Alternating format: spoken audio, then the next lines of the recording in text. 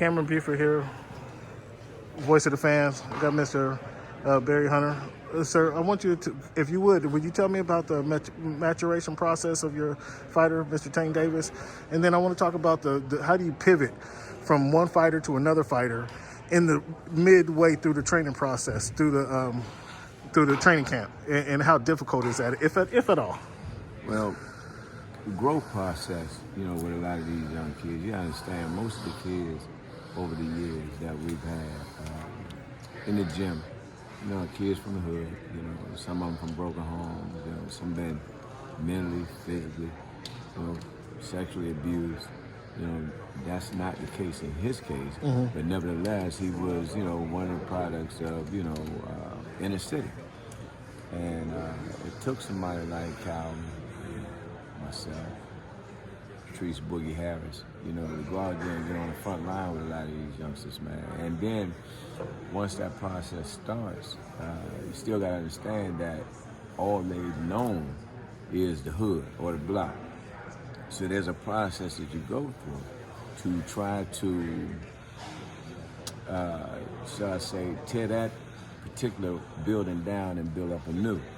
The foundation got to be solid, as well. And so you take a kid like that, and then one day you wake up, you are either representing the United States, in the Olympic Games, the Pan Am Games, or fighting on ESPN, HBO, Showtime, pay-per-view, fighting for purses of millions and millions of dollars.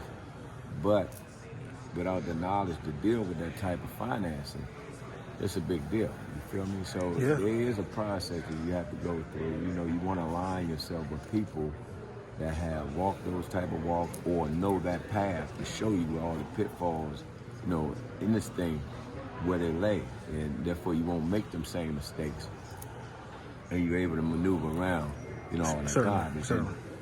You look at Tank when he first started, even from the JOs, we talk about silver gloves and Junior Olympics and stuff like that, having meltdowns, got to snatch him off stage, take him in a room, reprimand him, the whole nine. Look at that guy, and the growth from that point to, the professional ranks, from that to, superstardom, from that to pay-per-view. It's a little different these days. Okay. And he, to me, I don't think he is all of what he can be or will be, at this point, because he still got growth. We all still growing. Yeah, we all still growing. Yeah, there you go. So another thing that Floyd made it a point to say that he didn't talk when he came into the corner, because he was relying on the trainers to kind of tell him what to do, unless he saw an opportunity that he can bring back in something that he saw in the ring, bring back to the trainers. Has Tank got to that level where he's coming back to the corner and giving you guys suggestions, or is he still in the listening stage and just absorbing everything you guys are telling him? No, he's not a dead cell. Of course, you may lay out a game plan, and in that particular time or that moment in the ring, you may recognize something that you can capitalize on at that moment, and so, once that happens, yes, he has the ability to do that. He don't always need us to tell him exactly what to do. Yeah. Even in camp, I've noticed this several times we may, at the break talk about maybe this guy got his hands low, or maybe stepping in a certain direction and blah, blah, blah. And I'll watch him make the adjustment on his own sometimes. We don't necessarily have to always tell him. Okay. So, yeah. And that's kind of what I was getting at. That's kind of what I'm getting at. And then the thrill for you, at what point are you excited? Or do you get excited working each day, just seeing the fighter get better day by day in the training camp? Or do you get excited when the bell sounds or you guys walk into the ring? Is it when he wins and he's victorious? At what point is your excitement level at the highest? The whole ride, really. Okay. I've watched, many a person come into this game. Some of them was on their last leg. Some of them had been beat down psychologically. Done gone through something in their lives where they were just on the brink. And then in this sport, I've watched them same people turn themselves around. You know what I mean? Barely being able to pay a bill or something like that. Now can not only pay that bill, can pay several bills. Right, sure. You know, so it's the whole ride that really gets me excited. And you know, just for an example, yesterday we got a blessing. You know, out of our boxing family, one of the kids that we work with represented the United States in the Pan Am Games, and he won a gold medal. You know what I mean? He beat the Cuban in doing so. You know, and that's always a big deal with U.S. versus Cuba. You know what I mean? And this is history. Yeah. You know, and so, and he's an honor roll student in school. So, oh, wow. It's things like that, and I'm sure that Boogie and Calvin agree with me, that make dealing with all the BS you got to deal with and go through in this game worthwhile. So that led to my final question was going to be, are you guys looking to create a pipeline of these replicate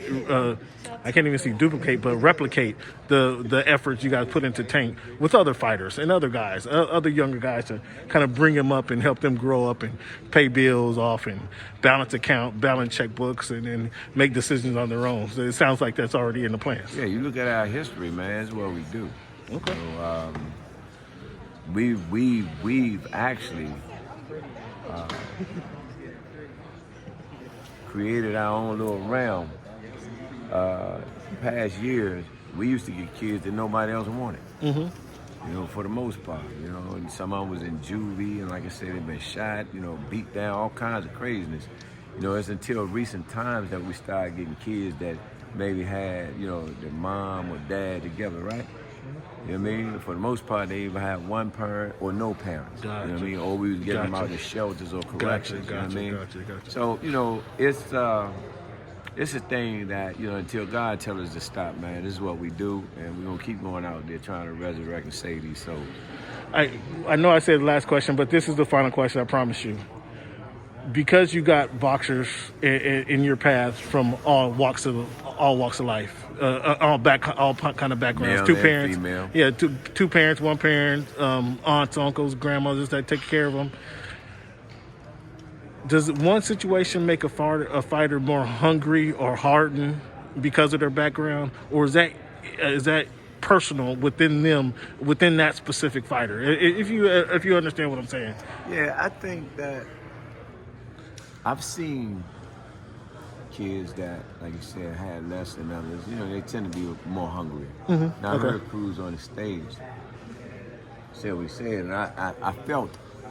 Because, again, we were in that position. I watched Gervonta cry when he was about 17 years old. You know, in fact, at that time, we were with Adrian. And I looked over, and I thought somebody had said something to him out the way. He was crying. And I asked him why he was crying, and he told me, he said, I want it. You want what? I want all of this. That's what he said. Gotcha. And I knew really pretty much you could stamp it right then and there that this dude gonna be somebody in this sport. Gotcha. We knew what he could do in the ring. We knew what he was outside the ring. But when you hunger for something that much and it break you down like that, and you willing to go through fire to get it, there it is. And that's what make Cruz formidable and dangerous. Gotcha. You understand where I got you. from? I got you. That man didn't say, I was fighting for the belt. He said, I'm fighting for my family. Right, yes. You understand what I'm saying? And so you really got to pay attention to things like that, words like that. Yeah. You know what I mean? Because words do matter. Yeah. And so therefore, no, we're not going into this fight taking this man lightly, sleeping on him or none of that. To me, anybody that lays up and get into that square, I don't care what the world said about him, is dangerous. Yeah, they're already ready. They already got the antenna. Appreciate your time, man. Let the people know where they can find. Where's it at? Talk to us. Yeah, it's BOOG HB number 4 life. Okay. You cool? Thank you. Instagram. Thank you, big guy.